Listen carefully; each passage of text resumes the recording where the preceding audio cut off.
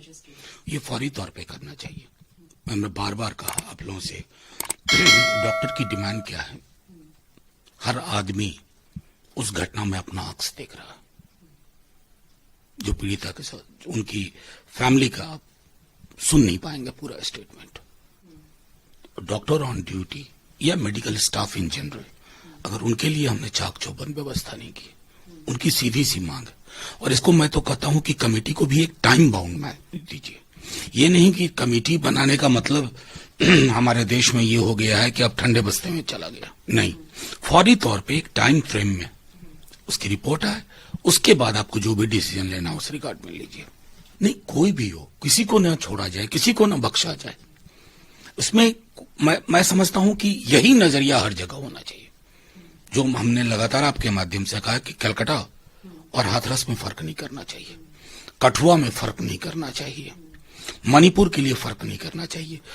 महिला सुरक्षा को लेकर के अगर हमारा नजरिया साफ रहा तो हम बिहार में भी वही देखेंगे जो कलकत्ता में देखेंगे, जो मणिपुर में देखेंगे। और यही हमारे देश की बच्चियां भी चाहती हैं, क्योंकि 3 साल की बच्ची, 4 साल की बच्ची अगर ये है, अगर इस तरह की हैवानियत हो रही है, उस हैवानियत को डर लगना जरूरी है, उस हैवानियत को रोकना जरूरी है। सर, ऐसे केसेस उत्तराखंड और मुंबई से भी आ रहे हैं। उत्तराखंड मैं इसलिए बार बार कहा कि उत्तराखंड हो, बड़ा आसान है, मैं विपक्ष में हूं ना बीजेपी के, कह दूं कि सरकार ये कर रही नहीं। सिर्फ सरकार नहीं, एक 3 साल की बच्ची का रेप उसका पिता करता है। कहां लाएंगे वहां पर हम पुलिस पेट्रोलिंग? 2 तरह की चीजें, एक जो सरकारों से जिम्मेवारी है, चाहे उत्तराखंड हो, मुंबई हो, बिहार हो, बंगाल हो, वो एक जिम्मेवारी है। लेकिन एक रुग्णता जो समाज के अंदर प्रवेश कर गई है, उसके लिए अब मुझको लगता है कि सिर्फ बेटी बचाओ नहीं, बेटी को समझना जरूरी है। आप कितना समझते हैं बेटी को? बचपने से कहते हैं ऐसे मत उठो, ऐसे मत बैठो, ऐसे मत बोलो, ऐसे मत खाओ। कभी बेटे को बोलते हैं हम? आमतौर पे नहीं। ये जो फर्क परवरिश का शुरू होता है, वो बाद में कई दफा उसको दरिंदगी का शिकार बना देता। हम प्रतिक्रियाएं देते हैं, 10-15 दिन हमने निर्भया के दौर में देखा, फिर सब कुछ बिजनेस एज यूजुअल। ये नहीं होना चाहिए ना। सर, डॉक्टर्स का बहुत बड़ा मूवमेंट चल रहा है। मैं बता रहा हूं, पूरे देश में उनका आक्रोश जायज है। वो क्या मांग रहे हैं भाई? एक लड़की 36 घंटे की ड्यूटी के बाद आंख लग गई, उसके साथ ये वहश बना हुआ। पूरे देश में डॉक्टर आंदोलित है, तो आंदोलन और उनके आक्रोश को सिंपैथेटिकली समझने की जरूरत है। बस मुझे इतना ही कहना।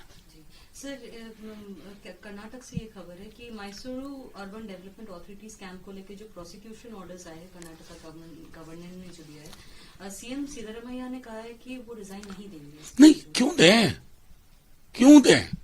आप कॉन्स्पिरेसी बैठ के दिल्ली में रचो, थावरचंद जी से एग्जीक्यूट करवाओ।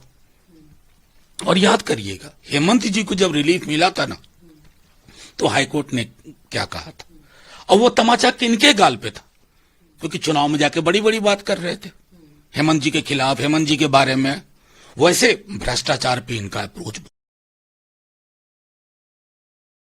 भोपाल में मुंबई पहुंचो, गले लगा लो जिसके बारे में भोपाल में बोला, असम के बारे में बोलो, फिर उसको चीफ मिनिस्टर बना दो।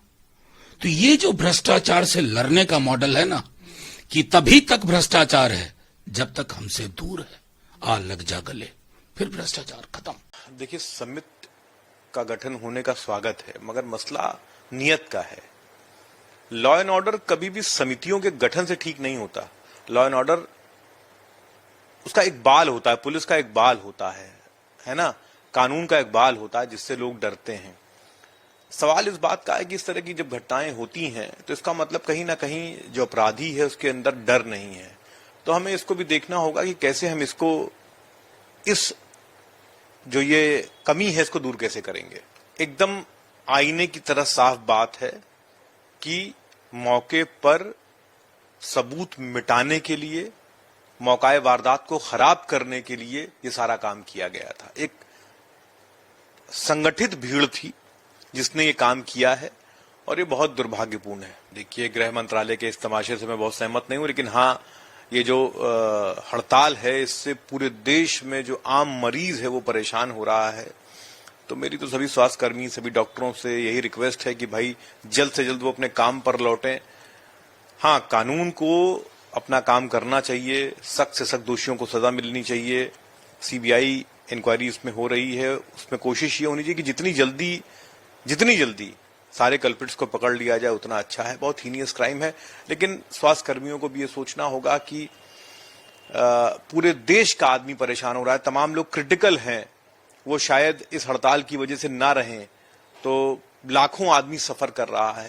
तो इस कारण से मेरा उनसे निवेदन है कि वो जल्द से जल्द अपने काम पर लौटें। हंगामा सुर्खियां बटोरेगा लेकिन लंबे कैरियर में मदद नहीं करेगा। जो लोग खुद हंगामा करते हैं, जो लोग खुद ट्रॉल आर्मी हैं, जो खुद झूठ फैलाते हैं, उनके मुंह से बातें शोभा नहीं देती।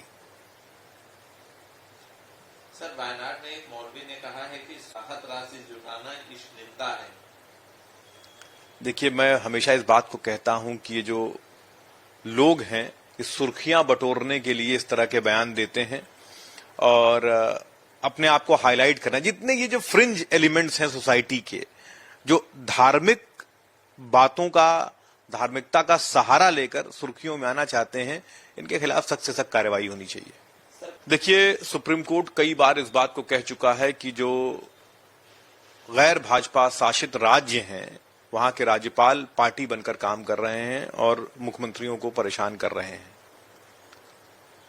सिद्धारमैया हों, चाहे डीके शिव कुमार साहब हों, उनकी तमाम बार जांचें हो चुकी, हाथ में कुछ नहीं आया है। इलेक्शन का टाइम था तो भी ईडी और सीबीआई और आईटी के लोग सड़कों पर घूम रहे थे, भाजपा की पार्टी बनकर परेशान करने की कोशिश कर रहे थे। जिन लोगों का पर्चा भरना था उनको पर्चा नहीं भरने दे रहे थे, फिर भी हम जीते। तो ये जो सरकारी मशीनरी का दुरुपयोग है वो भाजपा कर रही है, लेकिन जनता इसका जवाब देगी। सर, कर्नाटक कैबिनेट ने इसकी चिंता की है। सिद्धारमैया ने कहा, मुझे इस्तीफा क्यों देना चाहिए? मैंने कहा नहीं कि भाजपा की सरकार जो है, ये मोदी सरकार जो है, वो आज से नहीं दसियों साल से ईडी, आईटी और सीबीआई का दुरुपयोग कर रही है। और एक आंकड़ा है कि अभी सुप्रीम कोर्ट ने ईडी को इस बात के लिए ताकीद किया कि आपके तमाम मामलों में आपके पास ठीक से पैरोकारी नहीं है, आपके पास सबूत नहीं है। 540 मामले जो उसके सामने आ रहे थे, उसमें सिर्फ 25 में ठीक से पैरवी हो पा रही थी। तो इस जाहिर है कि मैक्सिमम मामले फैब्रिकेटेड हैं और सिर्फ विपक्ष को परेशान करने के लिए। सर, जम्मू कश्मीर अपने शामिल होने की संभावनाएं हैं। ठीक है, ये उनका अपना डिसीजन है, वो भाजपा में शामिल होना चाहते हैं, हो जाए। लेकिन जम्मू कश्मीर की जनता जानती है कि उनका हित कहां है और कौन लोग हैं जिन्होंने पूरी घाटी को तबाह कर दिया। ये बहुत स्पष्ट है। पिछले 5 साल से ये बच्चे लड़ाई लड़ रहे थे। तब कहां थे केशव प्रसाद मौर्य, तब कहां थे ओपी राजभर, तब कहां थे संजय निषाद? ये सारे लोग तब उस अन्याय पर चुप थे। आज जब कोर्ट में लड़कर उन लोगों ने फैसला ले लिया, तब ये लोग शुभचिंतक बनकर चले आए। मुझे याद है कि इस लड़ाई को राहुल जी ने अपनी यात्रा में उठाया था, उन बच्चों से मुलाकात की थी, ट्वीट भी किया था और लड़ाई को पूरे देश तक ले गए थे। वो लेटरल एंट्री पर मुझे लगता है एक सर्वदलीय बैठक होनी चाहिए, सबके बीच में बात होनी चाहिए और उसके बाद कोई फैसला लिया जाना चाहिए। Well, we've been demanding ever since this concept of lateral entry was started by Mr. Narendra Modi. We've been demanding answers. What is the status of reservations in this lateral entry? Out of 52 officers that were directly recruited between 2017 and 2021, there is not a single SC, ST or OBC officer. So therefore, our suspicion that the BJP, RSS wants to do away with reservations, wants to undermine the constitution is coming true. So during elections, when you were saying that they want to change the constitution, this is how the change begins. Look, the incident of Uttarakhand where a nurse was raped and murdered is very heartrending, and the same thing, almost the same thing happened in Mumbai yesterday in the Sion hospital where the attendants and the patients ganged up and tried to molest a doctor. RG Kar, of course, we've been discussing, and still a lot of answers are awaited. The CBI is investigating the matter, and we hope it will be fast-tracked and people will be punished in the harshest manner possible. He's right. So far they've had a very hidden relationship, which was not too hidden. We all knew it because we could see how they were conducting themselves during the Lok Sabha elections, also before that the Vidhan Sabha elections. But now we are sure that they will declare their relationship. They'll make it public. There is a fight going on between the brother and sister.